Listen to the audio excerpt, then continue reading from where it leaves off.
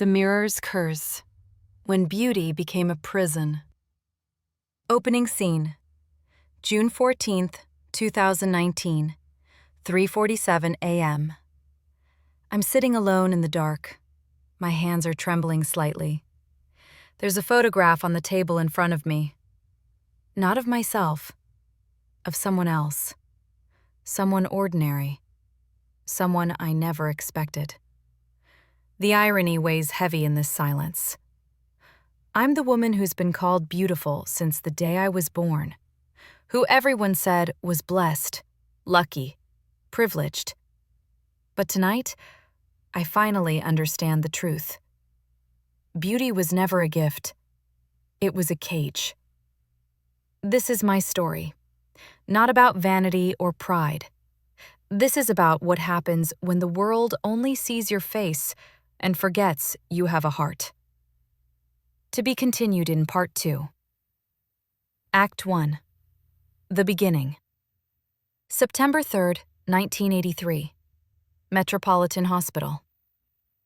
She's beautiful. Those were the first words anyone said about me. Not, she's healthy, or she's strong. Beautiful. My mother tells me that from the moment she held me, she noticed something different. The way people stopped to look. The way strangers smiled and lingered by the hospital room window. Even as a baby, I was extraordinary. From my earliest memories, people told me I was beautiful. Every single day. It was the first thing anyone noticed.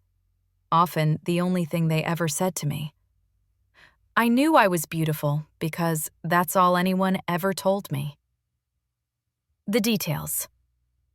Let me describe myself, the way I learned to see myself, through everyone else's eyes. My hair is deep auburn, falling in natural waves that catch the light like polished copper. Thick and shining without any effort on my part. My eyes are large and hazel, golden near the center, shifting to green at the edges. They sparkle even in dim lighting, or so I've been told 1,000 times. My face has what people call perfect symmetry. High cheekbones, a delicate jawline, smooth porcelain skin that seems to glow naturally without makeup. I'm 5'7", slender but graceful. Every movement apparently looks effortless. I'm not saying this from vanity. I'm saying it because this is how I was taught to see myself. Through measurements, compliments, stares. By age 12, strangers approached my mother in grocery stores. Has she ever modeled? She should be in magazines. By 15, I understood that my beauty was something powerful. I just didn't understand the price it would demand. The problem I didn't see. Let me tell you something I learned much later from a psychologist named Dr. Sarah Chen. She explained, when someone is exceptionally attractive, something interesting happens in other people's brains. They stop seeing that person as complete. The beautiful person becomes almost like a work of art, something to admire from a distance. But art doesn't have feelings. It doesn't need friendship or understanding. Beautiful people often experience a strange kind of loneliness. Everyone wants to be near them, but very few people actually want to know them. I lived this reality every day, though I didn't have words for it yet. In high school, I was elected homecoming queen. I never campaigned. I barely knew half the students who voted for me. They voted for an image, not for me. Teachers treated me differently, usually nicer, sometimes suspicious, as if beauty meant I must be hiding something or getting away with something. I had friends, but surface ones. Girls who wanted to be seen with me, who also secretly resented me, who celebrated when anything went wrong in my life. And boys? Boys were complicated in 3 distinct ways. The 3 types. Type 1. The wealthy ones. They came with expensive gifts and grand promises. I met Marcus Rothstein at a charity event when I was 19. His family was extremely wealthy, the kind that owns vacation homes in multiple countries. "I'd like to take you to Paris," he said confidently, within minutes of meeting me. No getting to know me first, just an assumption that money could buy my time. "I've been to Paris," I replied politely. "Not like this. 5-star hotels, shopping on the Champs-Élysées, whatever you want." "Why would I want that?" I asked, genuinely curious about his logic. He seemed confused by my question. "Because wouldn't anyone?" What he really meant, "I want to be seen with the most beautiful woman in the room." I declined. Marcus wasn't the last. They all made similar offers: jewelry, cars, apartments, credit cards with no limits, as if I were something that could be purchased rather than someone who could be known. "I'm not for sale," I told them, over and over. But they kept trying. My refusals only seemed to increase their determination. Type 2, the shy ones. They came with apologies in their eyes before they even spoke. James worked at the coffee shop near my apartment. He made my drink with shaking hands, got my order wrong twice before getting it right. "I'm so sorry," he'd say every time. I've never." He never finished sentences around me. For 3 months, I watched him gather courage. Finally, one day, he asked, "Would you maybe want to grab dinner sometime? There's this place. It's not fancy. I know you probably wouldn't. You don't have to." Every word was wrapped in an apology. I wanted to say yes. I really did. I wanted to prove that beauty hadn't made me cruel or stuck up. But I also saw the fear in his eyes, the absolute certainty that he wasn't good enough for me. "I'm flattered," I said as gently as I could, "but I don't think it would work out." James nodded like he'd expected it, like he'd known the answer before he asked. I never saw him without that wounded look again. The shy ones never believed they deserved me, and their lack of confidence made connection impossible, no matter how much I wished otherwise. Type 3, the smart ones. They came with their achievements like shields. "I just finished my PhD at Princeton," David announced within 5 minutes of meeting me at a gallery opening. "Published in major scientific journals. It's quite technical, molecular biology. Do you know what that is?" The condescension was barely hidden. This was their approach: make me feel intellectually small, win through the mind since they couldn't compete in appearance. "I studied art history in college," I replied calmly. "I'm familiar with scientific research methods and peer review processes." "Oh, art history." He smiled like I'd said something adorable. "Well, beauty and brains. That's a rare combination." As if the two couldn't possibly exist together naturally. They couldn't just appreciate me. They had to put me down first to feel bigger themselves. I excused myself and left him talking to empty air. The smart ones all followed the same script. Credentials first, subtle insults second. Hurt feelings when I proved knowledgeable. Bitterness when I said no. None of them wanted to know me. They wanted to conquer me. The gift economy. By my mid-20s, I had built a successful career in public relations. I was genuinely good at my job, skilled at understanding people, reading situations, crafting messages that resonated. But my beauty overshadowed everything. I earned my position, I'd explain to friends, but everyone assumed I was hired to look pretty in meetings, that I was decoration, not a real professional. At work, my female colleagues had complicated feelings about me. They'd invite me to lunch and confide in me and call me a friend. Then make passive-aggressive comments like, Must be nice to have everything handed to you. Or, some people just have life on easy mode. Jennifer from the marketing department asked me to be in her wedding. Maid of honor. I was honored. I thought we were genuinely close. Then, the week before the wedding, she had a complete breakdown. She screamed at me that I would steal attention from her, that the bride should be the prettiest person there, that I would ruin all the photos. The wedding was canceled. Jennifer never spoke to me again. I lost a friend I thought I had, and I never understood what I'd done wrong except exist. Meanwhile, something bizarre happened with gifts. People constantly wanted to give me expensive things. Designer handbags I never asked for, jewelry that cost thousands, concert tickets, trips to exotic places. Strangers would buy me things unprompted, I remember clearly. A man I barely knew once gave me a bracelet worth more than most people's monthly salary, just because he wanted to. But that same man walked past homeless people on the street without giving them a single dollar. He'd spend a fortune on me, but wouldn't donate to charity when asked. I noticed this pattern everywhere. The same people who showered me with expensive gifts wouldn't help those genuinely in need. The gifts weren't about generosity. They were about being associated with beauty, about claiming some connection to me. I tried redirecting their generosity. Instead of buying me gifts, please donate to this charity I support. Most refused. The gift had to go to me specifically, or it held no value for them. I started declining everything, built walls of refusal around myself. The attempts never stopped.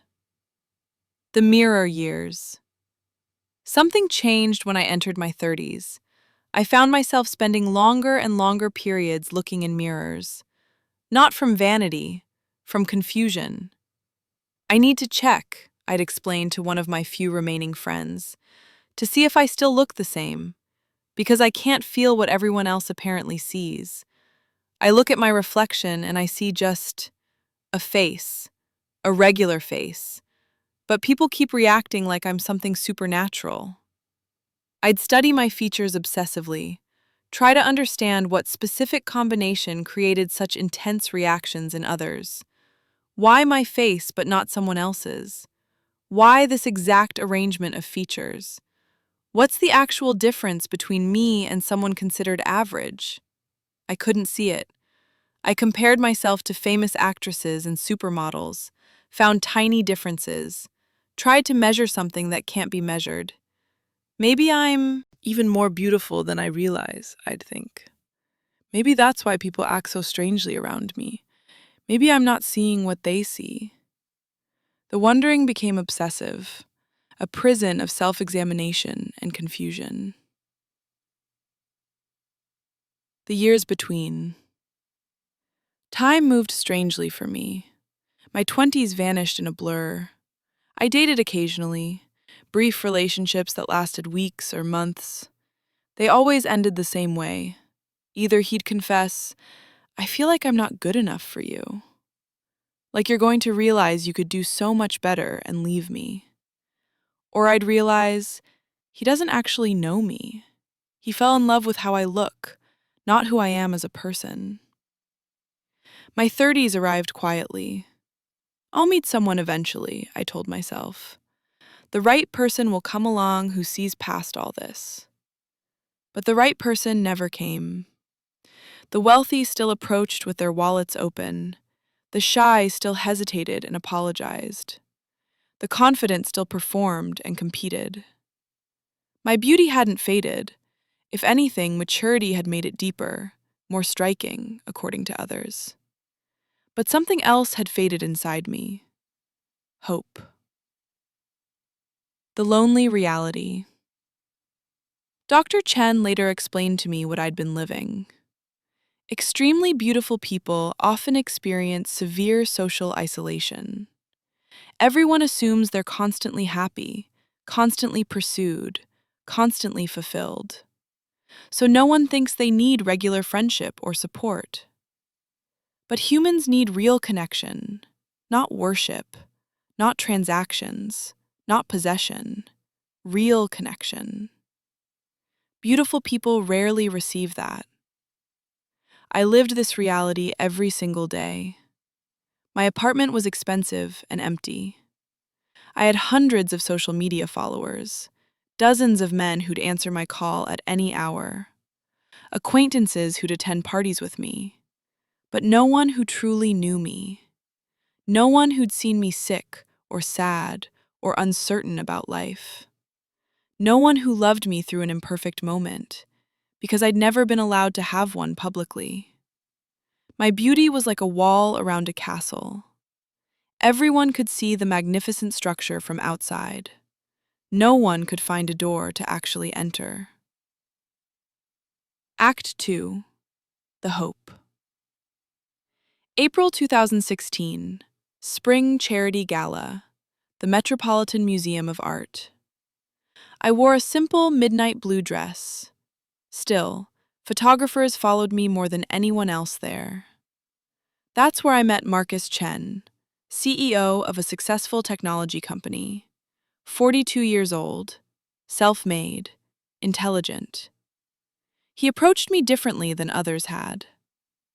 "Elena Kavanagh," he said, "I read your article in the newspaper last month about crisis management strategies. Really brilliant thinking, especially the framework you developed for authentic communication during corporate scandals." He cited specific points from my work, asked my opinion on related topics, challenged my ideas respectfully, like we were intellectual equals. 20 minutes passed before he said, "Would you like to continue this conversation somewhere quieter?" Not, "Let me take you somewhere expensive to impress you." Not, "You're so beautiful." Just, "I'd like to keep talking with you." "Yes," I said. It was the first time in years I'd said yes without hesitation. Something different. Marcus was different from anyone I'd ever met. He took me to art museums, independent bookstores, small coffee shops where we could actually have conversations. He asked about my work, my opinions, my thoughts on everything from urban policy to contemporary art. He complimented my mind more than my appearance. "You're obviously beautiful," he said once, early in our relationship. "Everyone can see that. But you're also one of the sharpest people I've ever met, and that's much rarer and more interesting to me." I felt something I'd never felt before, being seen as a complete person. We dated for 3 months. He didn't rush physical intimacy, didn't pressure me for commitment.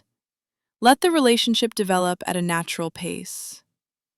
When he introduced me to his friends and colleagues, he said, "This is Elena. She runs the PR division at Hendrix." Not, "This is Elena. Isn't she gorgeous?" He treated me like a person first. A beautiful person, yes, but a person nonetheless. "I think I'm falling in love with you," I told him one evening. "I already know I'm falling in love with you," he replied. It was the first time I'd used that word and actually meant it from my heart. The proposal. December 2016. A villa in Tuscany, Italy. Marcus proposed at sunset. The ring was elegant but not ostentatious, beautiful but not showy, much like how he treated our entire relationship. "I don't want to marry you because you're beautiful," he said, looking directly into my eyes. "I want to marry you because you make every day interesting and meaningful. Because you challenge me to think differently. Because you're kind and brilliant, and you notice things about the world I'd never see on my own. Marry me, Elena." I said yes through tears of joy.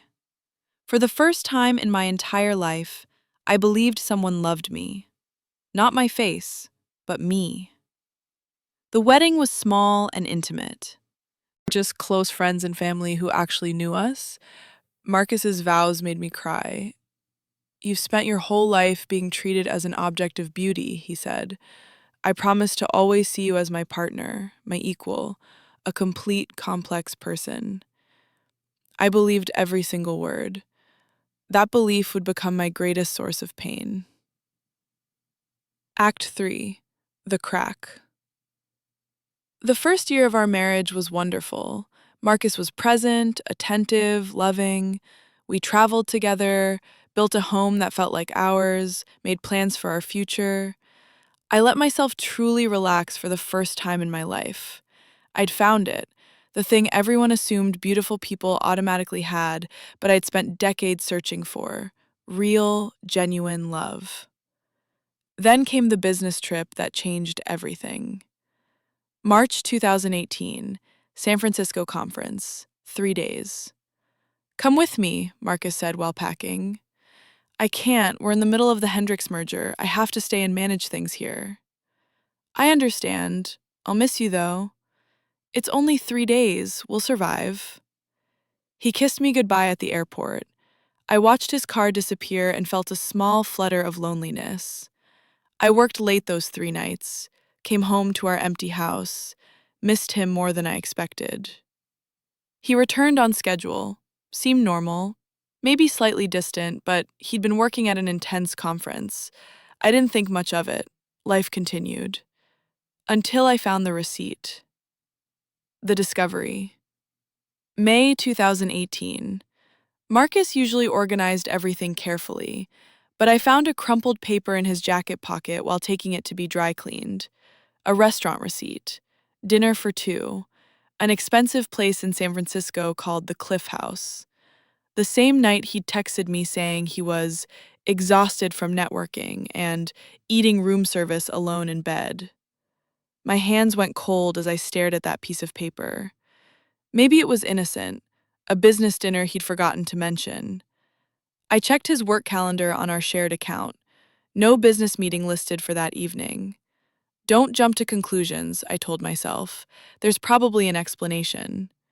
But doubt, once planted in your mind, grows quickly into something you can't ignore. The investigation. I hated myself for what I did next, but I checked his phone. I knew the password. We'd always been open with each other, or so I thought. I felt physically sick doing it, like I was becoming someone I despised, someone suspicious and invasive. But there were text messages, deleted ones but still visible in the phone's automatic backup. Missing you already. Last night was wonderful. Can't wait for the next conference. Sent to a woman's name, Sarah. My entire world tilted sideways in that moment. The truth. I hired a private investigator. I felt like a character in a bad movie, but I needed to know. The report arrived 2 weeks later in a plain envelope. Marcus was having an affair with Sarah Holbrook. She worked as an assistant at his company. 28 years old, regular meetings, hotels in different cities, restaurants when he claimed to be working late. The investigator included photographs. I studied them carefully, hands trembling. Sarah was ordinary, pleasant-looking but plain, simple features, a little overweight, brown hair with no particular style, nothing particularly special about her appearance, nothing like me. That's what shattered everything I thought I understood about the world. The question. I didn't confront Marcus immediately. First, I needed to understand something that made no logical sense to me. Why? Why this unremarkable woman? What could Sarah possibly offer that I, beautiful, intelligent, successful me, didn't have? It violated everything I'd been taught my entire life. The world had always told me that beauty was power. Beauty was winning. Beauty meant being chosen first, always. And yet my own husband had chosen plainness over perfection. It broke every rule I'd ever learned about how the world worked. For the first time in 38 years of being called beautiful, blessed, and lucky, I felt something completely new and devastating. Inadequate. Not good enough. Rejected for being too much of what everyone said they wanted. The confrontation with her. June 2018. I found Sarah at a coffee shop near Marcus's office. I sat down across from her uninvited. I am Elena Chen, Marcus's wife. Every drop of color drained from her face. "I need to ask you something," I said, my voice eerily calm. "Why?" "I'm so sorry. I never meant for this to happen." "Why you?" I interrupted. "What do you have that I don't?" Sarah started crying. "I don't know. I'm nobody special. I don't understand it either. I've asked myself the same question." "Exactly," I said, my voice rising despite my efforts to stay calm. "You're not beautiful. You're not remarkable. You're not special in any way I can see. So explain it to me. Make it make sense." Through tears, Sarah said something that would echo in my mind forever after. "He told me I made him feel normal, like he didn't have to be perfect all the time. He said being with you was like living in a museum. Everything beautiful and perfect and pristine and untouchable. With me, he could just be himself, flawed and imperfect and human." She wiped her eyes and continued, "I'm nobody. I'm plain and ordinary and forgettable. And that's exactly what he wanted. To be nobody with somebody. Not Marcus Chen, successful CEO, married to the most beautiful woman in New York. Just Marcus, a regular person." I sat frozen, unable to speak or move. Decades of understanding collapsed in that single moment. My beauty, the defining feature of my entire existence, the thing everyone said made me blessed, was the reason. Not despite my beauty, because of it. I'd been rejected for being too perfect, too beautiful, too much. The confrontation with him. That night, I confronted Marcus in our living room. I didn't yell, didn't throw things, just placed the evidence on the coffee table between us. "How long?" I asked. He didn't insult me by denying it. 4 months. "Why her? Why not me?" Marcus sank into the chair across from me. He looked exhausted, like he'd been carrying this weight for months. "You're perfect, Elena. You've always been perfect, and living with perfection is suffocating. I can never just be myself around you. I'm always trying to measure up, always feeling like I'm not enough." "I never asked you to be perfect," my voice cracked. "You didn't have to ask. Your existence demands it. Every morning I wake up next to you and think, how did someone like me end up with someone like her? What am I doing to deserve this? When will she realize she made a mistake?" "That's insane." "Is it?" He looked at me with sad eyes. "You're the most beautiful woman most people will ever see in their entire lives, and you chose me. Do you have any idea what that pressure is like? The constant feeling that I'm not worthy, that I'm failing some invisible test every day." "So you found someone plain," I said bitterly. "Someone you could feel superior to." "No," he said firmly. "Someone I could breathe around. Someone who doesn't make me feel like I'm constantly being compared to an impossible standard. Someone who accepts my flaws without them feeling like disappointments." "I love you," I whispered. "I know, and I love you too. But with Sarah," he paused, choosing his words carefully. "With Sarah, I can be less than perfect.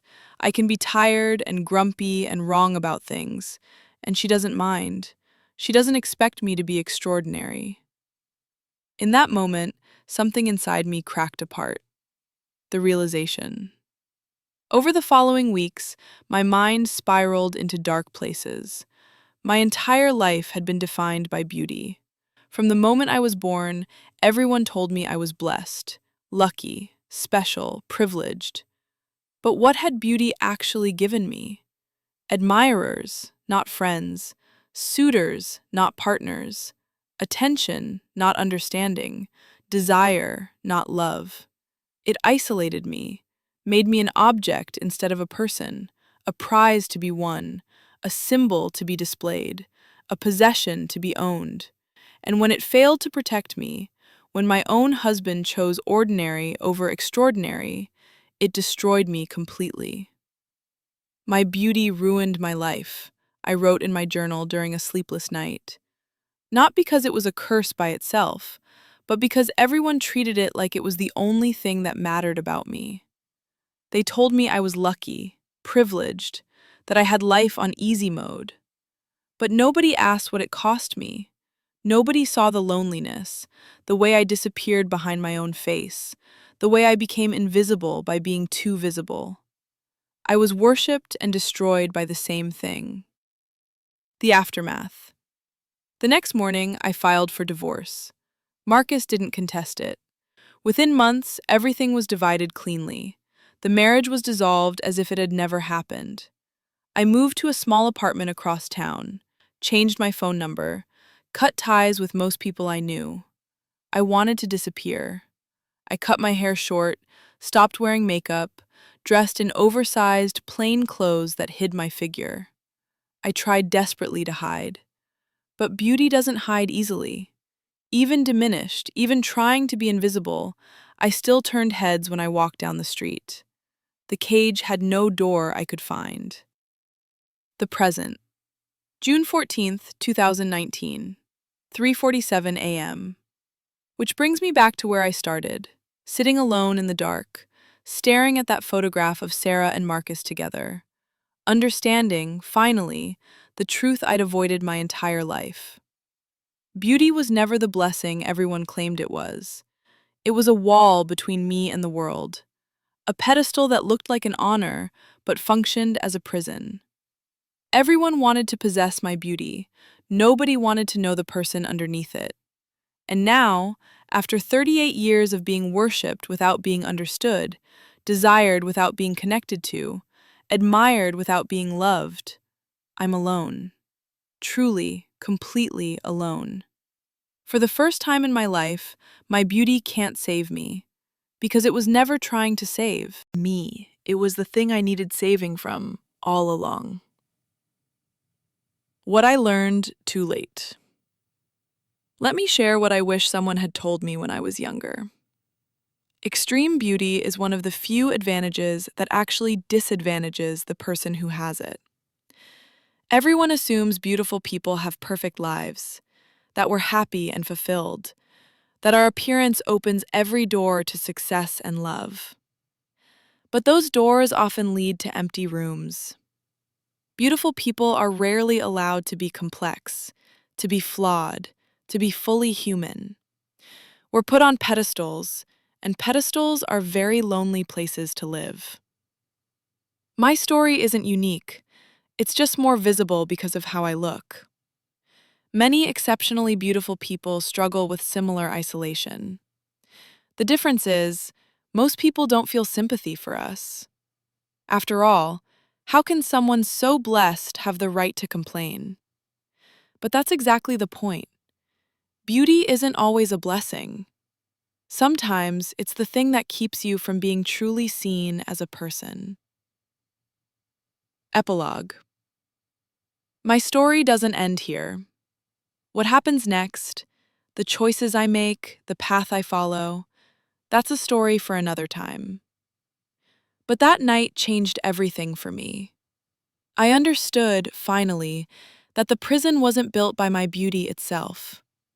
It was built by a world that couldn't see past it, by people who treated me as an object instead of a human being, by a society that values appearance over substance so completely that it destroys the very people it claims to celebrate. The question now is, can I find a way out? Can I break free from this cage? Can anyone in my position? I don't know yet, but I'm going to try. Because the alternative, staying trapped in this beautiful prison for the rest of my life, is something I can no longer accept.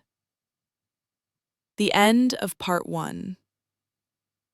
My journey continues in part 2, where I must decide, live with this curse or find a way to break it. Sometimes the hardest prison to escape is the one everyone else built around you without asking permission. If my story made you think differently about beauty, perception, or the way we treat people based on their appearance, I hope you'll follow along for part 2. Remember, Everyone you meet is fighting a battle you know nothing about, even the people who seem to have everything. Thank you for listening to my story.